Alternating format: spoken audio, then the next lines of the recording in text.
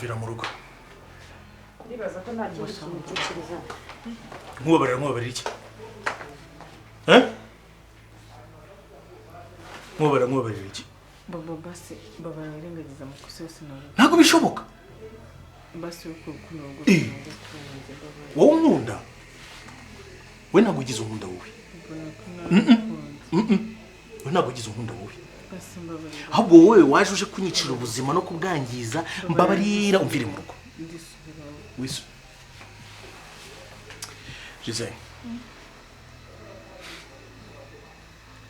Najyaga nkugirira impuhwe mvuga ko twite. Sibyo? Ubu ngubu nayo yaturufu warishishaga kugira ngo ukuntu nsikamira urume mu rugo rwanjye. Nayo ufite hano iyo ugize ugira. Urumva? Noneho rero kugira ngo ntagukomeretsa. Kubw'icyubahiro cy'uko waraye mu buriri bwanjye nk'utu umugore. Mvira mu rugo none naragukozaho ibiganza. Kuko kwihangana kwenye kujya kurane ndagukwica. Kirufata ibyo Igihe kirageze kugira ngo amabi yawe agere ahagaragara. Mu by'ukuri wakoze byinshi bibi. Rekura. Yibomboreka. Ngo hingo ndagukunda. Ngura twiteye. Ukuri naragukunze. Nyuma y'amakosa yose nakoze, n'ukuri kw'Imana naragukunze. Ariko sijije kugeza na neza isa ntabwo uri umusazi koko. Urakunda umugabo ufite umugore. Hanyuma si ukunda ufite koko. Iyo ukunda umuntu mwinjira ubuzima. Iyo wicara ukavuga ngo Bobo naragukunze nge ndi ako umbona ute ubona ndi igishusho ubona ndi wari kamari nayo tuvugisha ukuri sinshaka ko twiteza abaturage sibyo kamari wakubitse ko narabikubwiye hano muri quartier baranyubaha ntabwo nshaka ko dukora urusaku Yesu basakubitse ko twari inshuti Bobo wambabarirwe waretse gutuma niteza abaturage iri kuri Rwanda Bobo wambabarirwe Nkubabarira ibiki wamviriye mu rugo Giselle ndagukubita ndabwira kamarize ko wishe umwana we ndabwira ko wishe umwana we ukamujyana mu ishyamba gusura mukira uri kwiyumva nese niwe mwishe ubu ngubu ari nge nawe Linda ari bwizere ibihe kamariza arimo ari nge nawe Linda ari bwizere Bobo wambabarira nkubabarira icyo biki uretse okay Sebastian mu mabi nakoze we ntaye wakoze nayo twafatanyije amabaringije kwica umwana nawe ngeze nishe umwana waramwishenye wagize kundoga ugira gushaka kumpombireza company uragenda uzana insore uzishyiramo hariya kugira ngo zimvangire ariko ko ntacyo ntaguhaye ko ntacyo nakwimye Kamari hari uburyo twaterura umugore tukamujugunya hanze y'urupangu tudasakuje tutiteje abaturage basi nubwo nyine nashatse kuba nakwicira urugo ntabwo nigeze nifuza kwica umwana wawe uyu mugabo wawe ureba uriye ni wowe wafashe umwana wamujyana mu ishyamba ajya kumujugunya ni wowe wibye umwana wa Kamariza umujyana mu ishyamba ajya kumujugunya ujya uba muzima noneho Kamari uko n'ukuri kw'Imana yo mwishuka ujya wisakuza Bobo ubu nyuma y'ibinyama byose wahiye Kamari ushatse kunsenyera urugo iki cyo ntago ari ikinyoma ushatse kuvuga we Bobo wambabarira vira mu rugo fakujejera twigenda Dikize kanzenze turi mbwa mu cyundi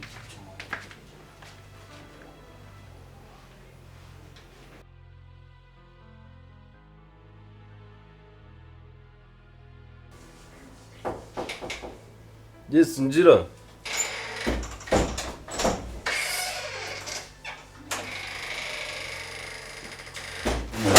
Big man. Yes papa Ni fresh na mahoro. Meze neza. Yes salama nari bikuri biza cyane se Parutu narebaga bari banyohereje. Niko naca kureba byari byo tu. Ariko naribi. Nizere ko biri kugenda ariko Sha, pole tu. Kwa kundi nari mbonye yaciye kabiri navuga kanicanga nkureba uko meze n'ubundi Sindi fresh ahubwo usanze naringiye koga. Aba nashaka kujya. Bamvu usanze nambaye isume gutya nangiye muri douche. Kuyitera Mwigamana. Abo ntijeho phone gato sinagiye ruguru cabwa mpamagara. guhamagara nanjye mbe noga ubwo usanga usoje Canyaruka.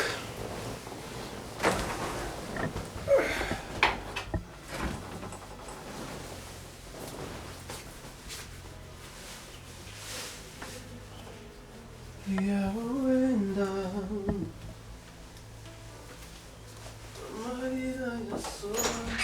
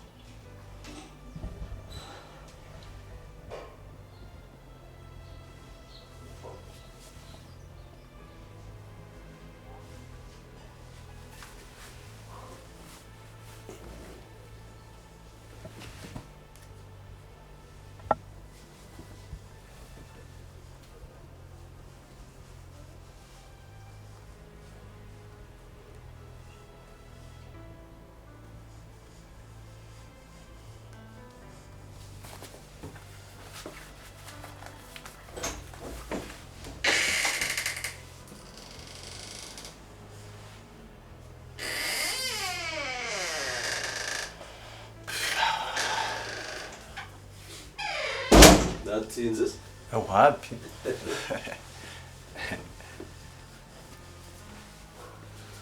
Nagutinzeyo. Akira Ford.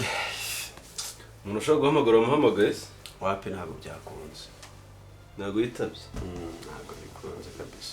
urahombye nyine Tubaye tubashimye ko mwe mudutije fone duhamagara abantu. nawe urakabye mwana uzi urumva hari ibirenze guti telefone iyi ngiyi Ariko aba ari sawa. Ari sawa umuntu agusabye serivisi ukayimuha bakwiriye gushimirwa. Kagushima ni umuco urabizi. nabyatanje mwana burya guhamagara umukobwa Wapi? Ntabwo ari umukobwa. naragutwite Si hashya.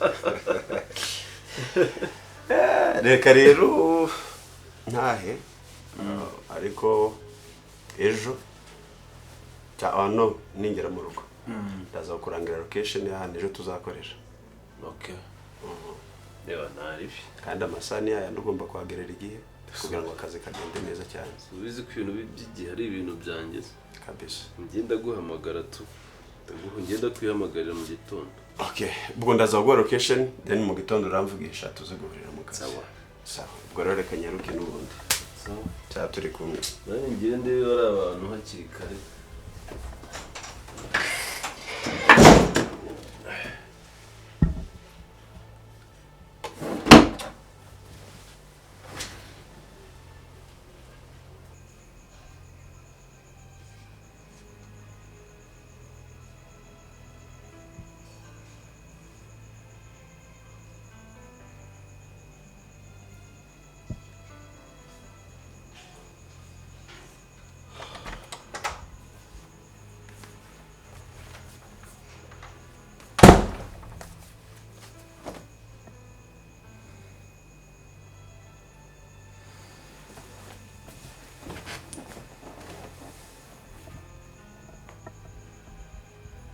ese ko umuntu uri miserable kandi Gisele twarabyirukanye ikindi kibazo ufite ni iki? Bobo biriya bintu Gisele yavuze by'uko ari we wantereye umwana ariko ndamutse nsanze koko ari wowe. Uretse gatoya ubu koko wakwizera amagambo Gisele avuga nyuma yo kukugambanira nyuma y'abinyoma n'ibiki byose wakwizera ijambo na rimwe Gisele avuga koko?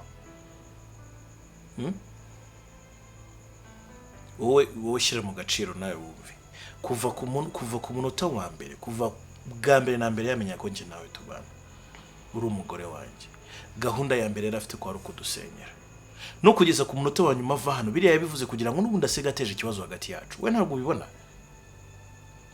Hanyuma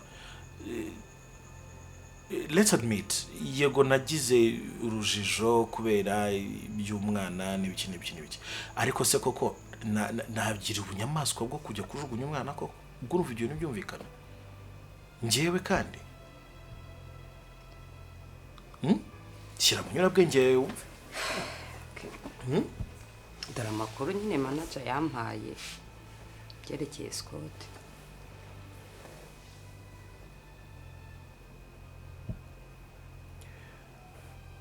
byose babipanganaga na Scott. Yego. Nyine manager ngo yayakuye kuri chat ya Scott ariko mu buryo bw'ibanga. Kandi ubwo urumva ko yarabifatanyije koko na Gisele. Wenda ubabarire kuba nari ngiye ahantu kure ntekereza ko wenda ibyo Gisele yavuze byaba ariko kuri.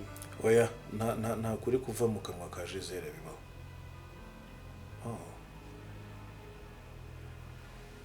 Oh.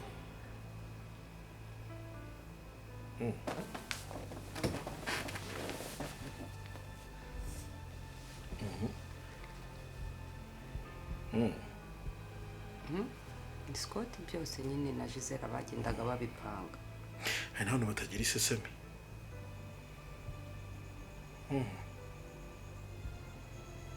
Ibi ni manager wabiguhaye?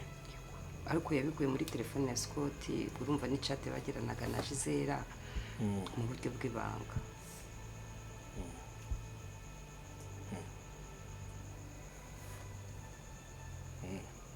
Ibintu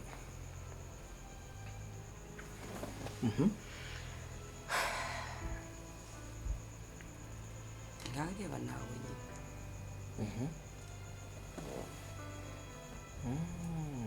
Reba umugore wizeye, reba umugore watumye ibintu byose wangiza ubuzima bwanjye. Ntufate n'umwanya na muto wo gutekereza ku bintu nk'ibyo ngibyo. Gusa sinibaza aho yabikora. ku buryo ese kugira ngo atekereze ko ari we wajugunye umwana.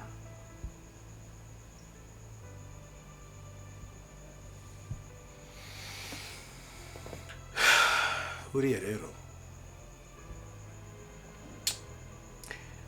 Gisele ni inzoka muntu. Nta kintu na kimwe yakora Gisele afite inyungu ashaka kugeraho, nta kintu na kimwe atakora. Ese kandi utagira ubwenge ibintu nk'ibi ngibi byoherereza umuntu mu migambi yabo bari kumwe na Scott. Ko nyine byari byo byose wenda Scott yaduha amakuru ahagije. Kandi Scott niwe wavugaga ko twabyaranye. Siko wanshinjaga. Ariko reba ibintu nk'ibyo ngibyo. Ese nshobora no gukomeza kubireba.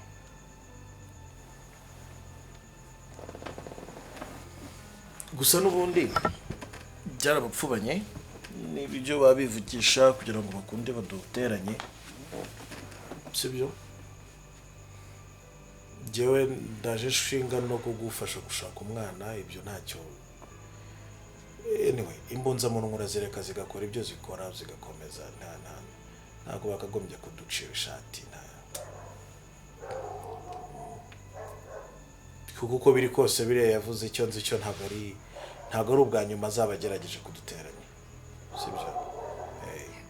Ubwo rero uriya nagende mahere nk'amahembe y'imbwa niba taranyangije yaramaze, niba taratubeshya taratwibye tarashatse kutwica yaramaze, ibyo atakoze ubwo ntazabikoranye. Mwihorere. Ahubwo nteye cyaka wanyihereye ka whisky. Whisky kandi? Yashapopo. Ni ukuri nta nzoga mperuka kunywa. Inzoga zirakomeye. Kuva ejo? Oya. Basi nywa amazi uruhuke mu mutwe.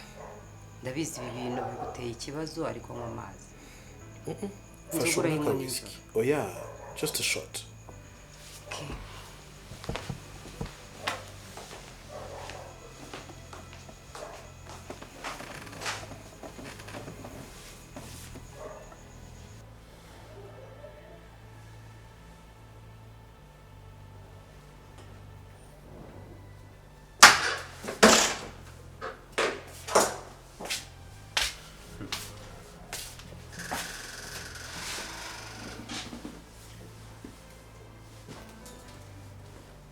Ko hari ubanza ndi kurota.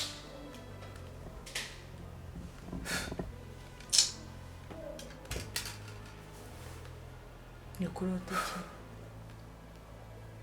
Habaye iki se noneho kuje n'imbumbure bapakiye byageze. Ubuse siko utari kubona n'iki? Ibintu byose byandangiranye. njye uranshimira uri kumbwira ngo ibintu byose byakurangiranye nakubwiye kuva mbere nabati ibintu tubivemo bitaraba ibibazo atari wowe siko atari ngiye ibi byose ntabwo ari kubera watwanze kumfasha ndinze mbura uko ngira imishinga yanjye yose ipfuye atari ko wanze kumfasha ariko narakubwiye nabwo ati ibintu wabiretse tukibira mu buzima bwacu busanzwe tugashakisha twebwe mu mbaraga zacu urabyanga ngo ushaka guhanganira ibintu byinshi sinagusobanuriye nabwo ati waretse tukibanira dutuje ko dufite imbaraga tugakora ngaho siko ishime none gushaka ngo imitungo ngo ushaka ibiki sibyo ishime birabaye nabyo kwishima bihari ariko wagomba kunyumva rero ihanganira ibikugezeho byose nubwo ntazi n'ibyo ari byo ugomba kubyihanganira icyo utabona n'iki se niba uri kumbona okay wase ushaka ko tubana tukibanira naje twibanire waje twibanire ese ndi mondisi umuntu ashobora kuza kuruhukiro cyangwa ajugwemo imyanda yose abonye si ubwo siko niwe uvuze ibyo bintu nabivuga n'ibintu byose nakoze kubera wowe cyane ukambwira ngo ibyo ubu si wowe ibyo nakoraga ibyo byatumaga ubaho njye si ibyo nakoraga byari biki ubu ukunguku niko nanganaga urangije bintayemo bigutayemo wowe uzinyakira kunyakana gigi narakubwiye ndakubwira tuwaretse ibintu tukabyihorera waretse tukabigira gutya banga kunyumva kandi nakubwira ko ibintu turimo atari byo nubwo twahoraga turi guhangana kugira ngo dushake amafaranga rero ugomba kwihanganira ibikugezeho sinzi ibyo aribyo ugomba kubyihanganira ikindi kandi cyo kuvuga ngo urashaka ngo uraje ngo tubane ibyo ngibyo ubisubizaho bikuye mu bwije ukuri ibyo sinshaka kubyumva nifite ubuzima bwanjye natangiye nifitiye ibyishimo byanjye ndimo mbabarire rero utaza kubyangiza nari maze kwimerera ikiwe cy'umuhungu rekura bene wanyu rekura bene wanyu ibintu byose nanyuzemo kubera wowe wambwa we y'umurizi idafite na 17 none bigeze ahangaho utangiye kunyihakana ufite ubuzima bushyashya watangiye sibyo nyuma yo kubwanjye burangiye sibyo hanyuma imbwa y'umurizo babana nayo ushobora kubona n'imbwa y'umurizo yego ibintu byose nakoze mutangira kugira ngo mubeho neza nkaceceka nkakora iki nka providing nkapfuka imishinga nkayitangira nawe nungize umusazi yabi sibyo twahuye ndi uruhinja se nta kintu ushoboye kwikorera okay gutara uruhinja rero yego I think this is my house umvaga amafaranga yakemura buri kimwe sheri ndakeka yari inzu yanjye mbwe ko watangiye ubuzima ufite ibyishimo ufite relationship sohokera mu nzu usanga ibyo byishimo byawe n'ubundi ndabizi abagabo b'imbwa batafite gufite inshingano ubundi se ari gutungwa n'umugore ubundi ukagira ubwenge buzima sohokera mu nzu erega hari ikintu kimwe sohokera mu nzu mbabarira nzabaganira ifashe ushobora n'ubundi kubona nawe nako gasuzuguro kawe utiyubaha uri umuntu umeze nk'utoze wowe wanyubashye wagira ngo ntabwo wonse neza mu bwenge mu bwonko bwawe nta kintu kiri wowe wonse neza umuntu w'umugabo utungwa n'abagore wonse neza ntabwo ngiye nabona n'umunyakinyoma nkawe none wowe wakoze iki se wavugishije ukuri ngo uratwite ngo ugize gute ibyo binyoma nibyo bituma uzana biriya byishimo byawe hano mu nzu yanjye shut up sawa siko gishimye okay thank you so much inzu yawe ndayigusigira it's okay aho kugira ngo nsuzugurwe nta kibazo sohoka sheri sohoka mfite ubuzima ubundi nari niringiye wana mugani sori wiringiye nari niringiye cyo kuvuga ngo urahari sinzabisiga ni wewe wanyuma ni wa mbere reka ndagukunda ushaka ko ngenda se watinze ushaka ko ngenda watinze dore ngiyo yibemo sibyo yeah ariko ntabwo nabana nawe nta kibazo sohoka tuzigera unashaka no kunsura sohoka okay izo mi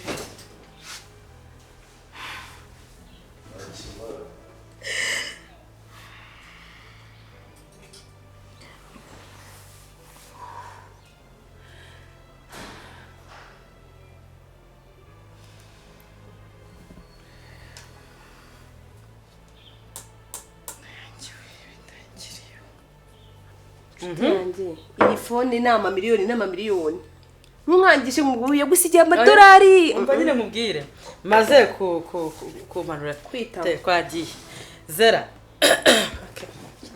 ndakwishyura ntunzane ibintu nguri mukuru wanjye iki se ndakubita none gushyushya dushyushye twagiye mbanze nzirike rero kubera njye nicaye nawe ntabwo nzi kwicara gutya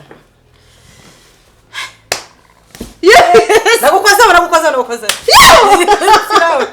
twagiye nagukozeho yesu we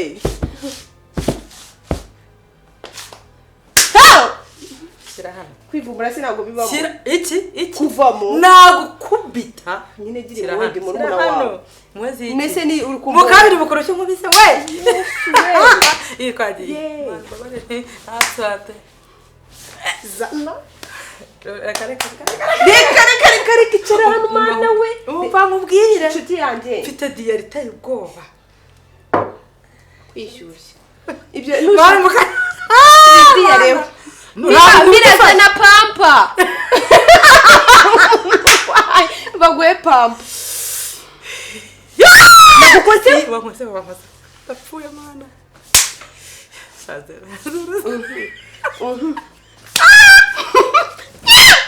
ndapfuye noneho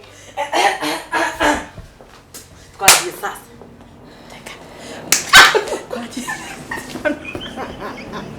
oya mani none se ubu ngende muri muna wawe indese haha ukaba uri kumugagura mu gushyushya nta kintu umuntu akizamo cyakora nyine hato kugira neza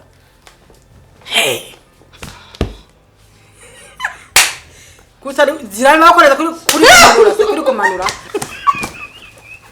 wemeye ko ni mukuru wawe se wemeye mani ntabwo nabivamo ntarakwemeza bivuyemo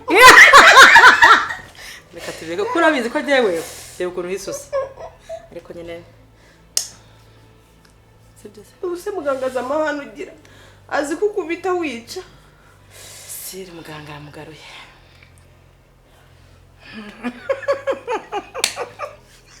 winsekera mani winsekera cyangwa uhaye nyoko umva rero none se we kuvuga ni ugutaruka kiriya kibazo cyo kibindi gushaka ibyo byo gukora wabonye umusaza ikiwo akora nta maboko agira wayavuye urazeye gukora nta maboko akigira wawa ubwo ni ugushaka tuzajya hari gikoreshwa uwundi amaguru. mukino witwa gakoni ibyo ntabwo reka nabijyamo dukine agakoni nagukubita inkoni y'umugongo mbabarira ndabona agendana agakoni mu kanwa ahubwo tuze gukina ese waje tugapeza urajyana he ah shyira ku itako urajyana he hano ah ok twagiye ahangaha uri murumuna wanjye sa ni urushyi ndagutsinze ni urushyi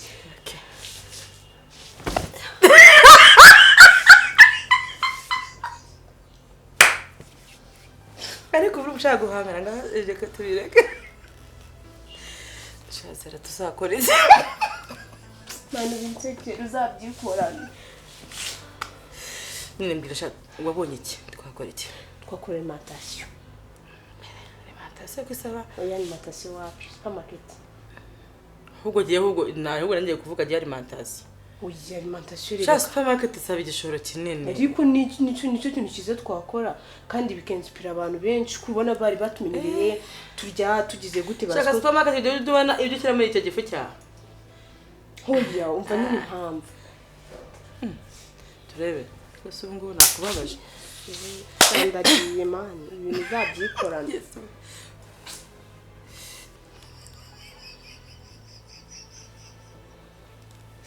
nuko barangiza bawe kweshya n'icyaha okay ngishyura bihure shyira bihure n'utazishyura ndagukubita byana none se ruswa ntaguhonda rega nta niso kubita ndakugira sore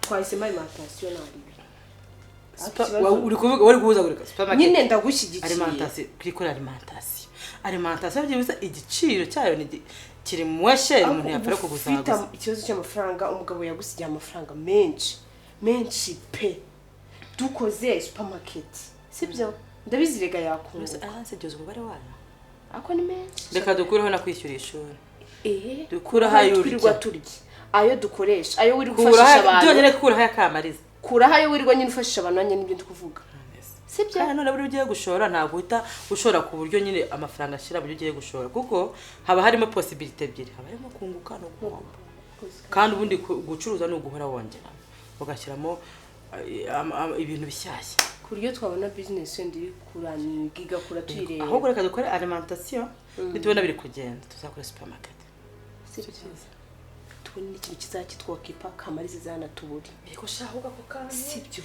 noneho miracle umva ntazongera kumubona uko mano bahari igihe namuheza kwa muganga akajya kwibera kwa muganga uko muganga ahita amuha kamarize muganga yamugira ahubwo bamugana iyo ni inama undi niwe wanjye ako wahubise ntabwo ushaka kumusuhuzanya ndabikunda suhuzanya nk'abazungukazi ntabwo nabwiye ko wambabuye gusa ibi ntabwo ari ibidanje nkaho ngo usikotaje shaka asanga uratukura ahantu hose ndabwira ati mfite mukuru wanjye mfite mukuru wanjye wize karate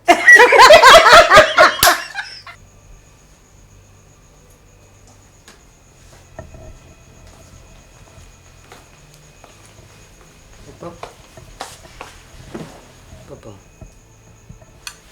Shit. Niyo wabigeze. nani gutekereza Hanze kukuzanira whisky. Mwaka wayini niko keza kari bugufasha. urabizi ukuntu wine itinjya mu mavi Whisky seyo. usize shaho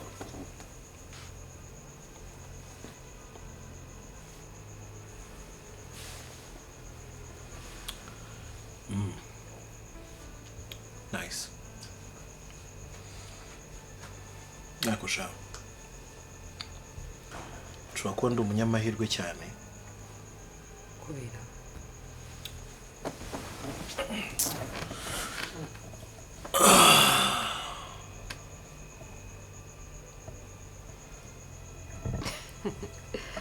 Papa. Wayini. Wayini ni itumye uri umunyamahirwe se. urabona wine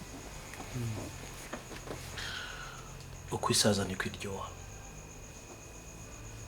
Yego. ni kimwe n'urukundo dukundana njye nawe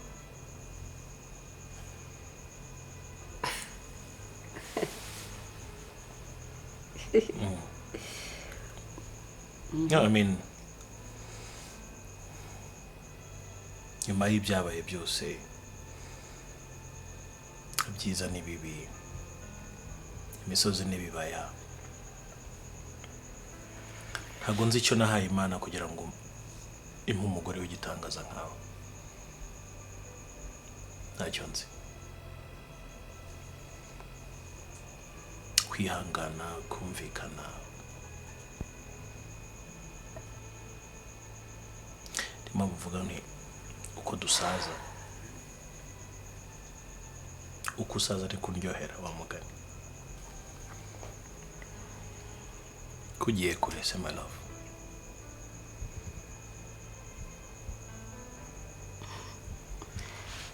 Okay. Babo. Nakubeshya ibi bihe nari mbikumbuye turi twenyine.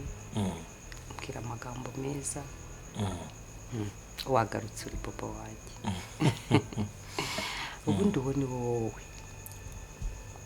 Gisera yari yarantuburiye.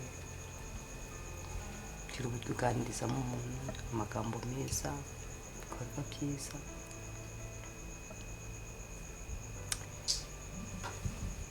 Gusa nyine ntakubeshye Babo ndacyahangayitse pe. uracyahangayitse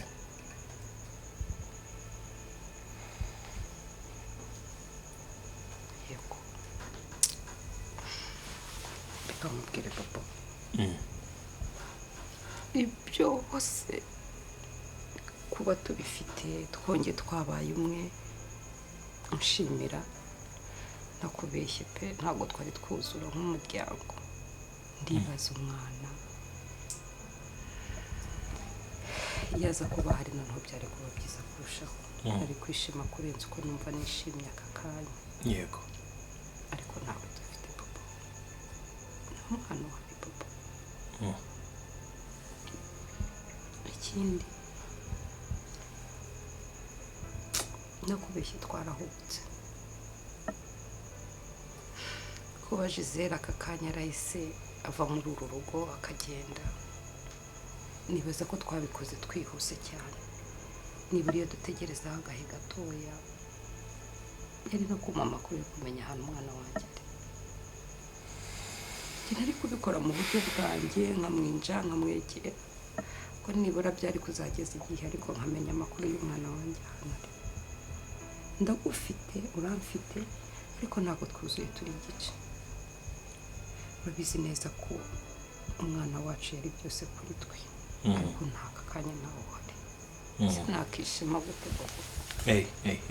umva icy'ingenzi cya mbere nawe ubwo wamaze kubyivugira kuko turahari turuzuye none ubu turi umwe. Ntabwo twuzuye sibyo turi umwe njye nawe sibyo ariko turi igice. kugira umwana tuzamubona nk'umura imbaraga zawe n'izanjye tuzazihuza sibyo. hanyuma ibya Gisele byo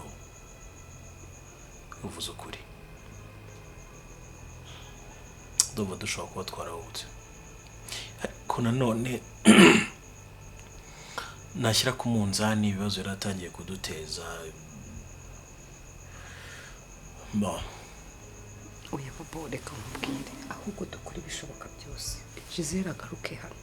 Genda bizi neza ko nzakora ibishoboka byose kugira ngo agaruke. yahaza.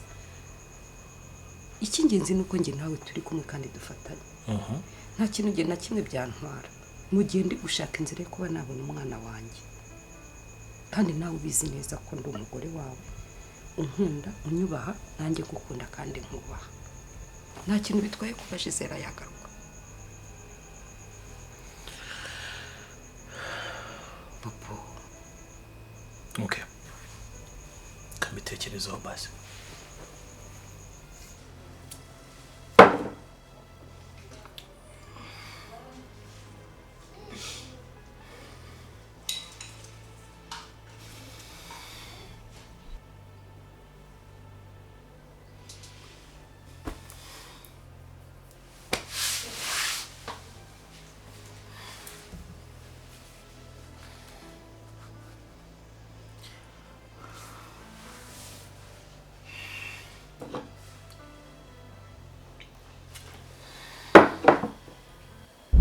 mbega Gisele ngo Imana irankunda, ubonye amahirwe mbonye ngiye kwica inyoni ebyiri n'ibuye rimwe. Bebe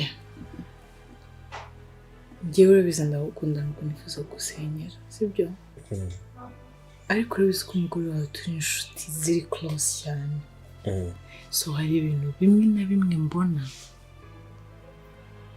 mba naraguhishe kugira ngo udasenya, ariko still umutima ukandya mbona n'ubundi ubabaye. ibintu wampishe ni ibiki? ndumva maze kurambirwa mu mutima pe. ni ibiki wampishe? Bebe nyine nabizi ko nganira n'umugore wawe cyane, uriya mwana ntabwo ari uwawe. I'm sorry ntabwo nifuza kugusenyera. Subiriramo? nyine uriya mwana wanyu ntabwo ari uwawe.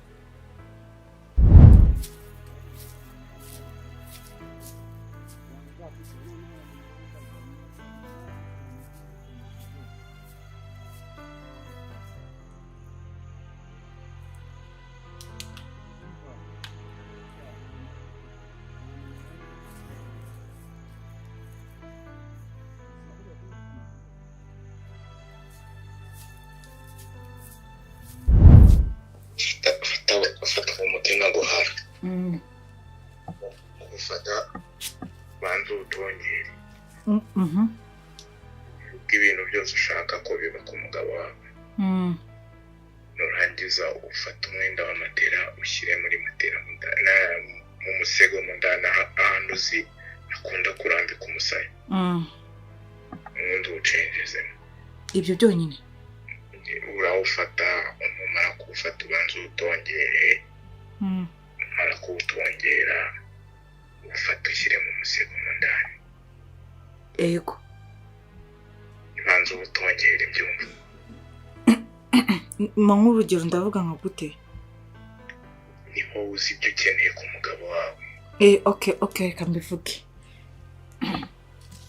Ndashaka ko njyewe Bobo unkunda ugakunda Gisele kugeza ubuzima bwawe bwose, ukampa ibintu byose nshaka, ukampa amafaranga, ukampa imitungo,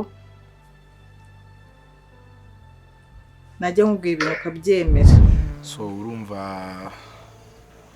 ko buriya yaravuye mu nzira, n'indi deal uzambwira byose nzabikurikirana nta kibazo, sibyo?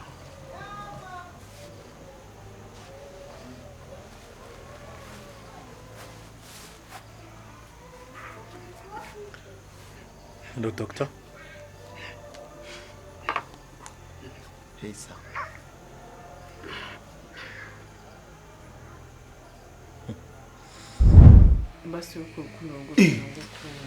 wowe unkunda we ntabwo ugize unkunda wowe we ntabwo ugize unkunda wowe ahubwo wowe waje uje kunyicira ubuzima no kubwangiza mbabarira umvire mu rugo oya tugende ushatse kuvuga we Bobo wambabarira mvira mu rugo fa kujegera tugende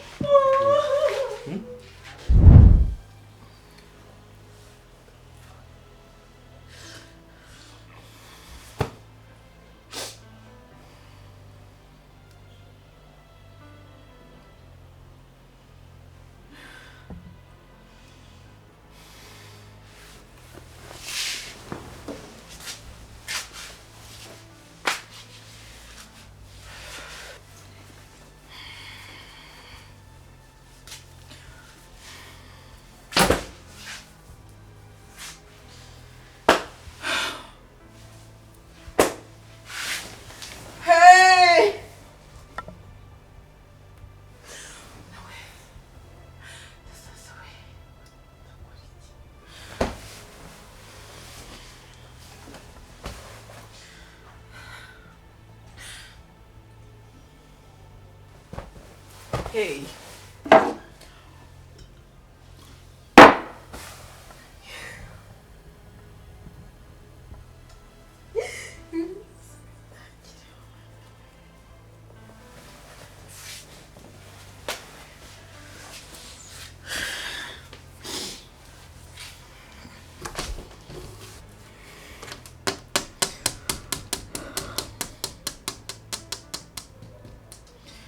Hey.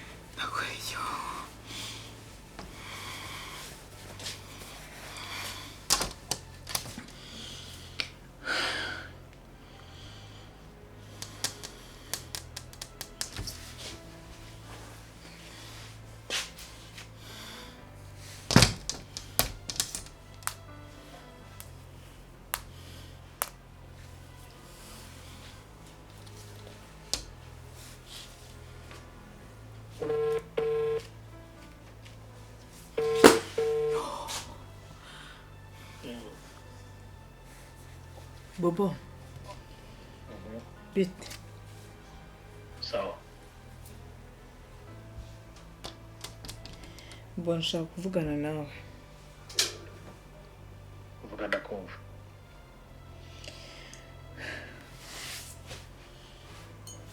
Ibintu wakoze wari ufitemo gahunda wari ukomeje. Icyo nicyo mpamagariye.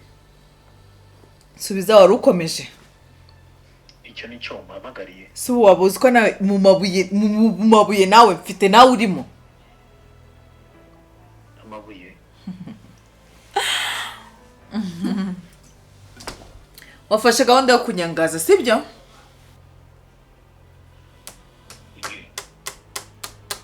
Uri umuntu mukuru ugomba kwiherengera ingaruka z'ibikorwa byawe. Bobo. Ndeka kugutesha umutwe. kwica se basuze kwica umuntu none umwana w'inzirakarengane uzi igihano bifata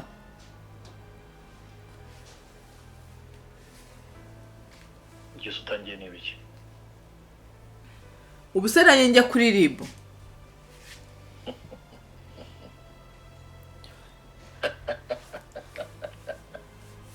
ariko sharize uri ikigoryi niko se urajya ngaho ugenda ujya kureka genda ikigoryi bobo umva genda rwose irukanka fatiraho ntabwo uzi gutekereza ko ushobora kuba kandi shawe yumva gubwira nagize kukorohera urandoga ushaka kunyibisha muri kampani ibintu byanjye byose urabivanga hanyuma se ubwo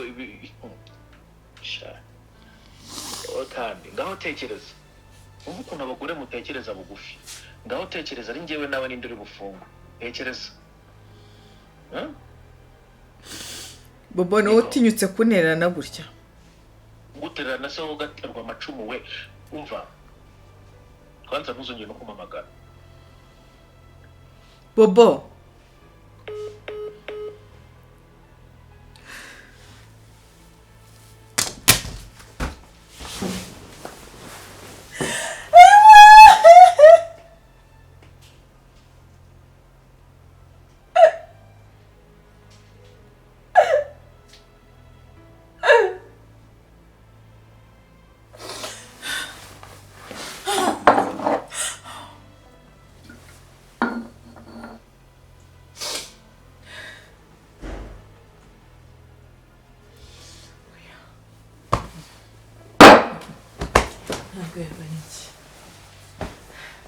yewe Gisele kwandagara ku muhanda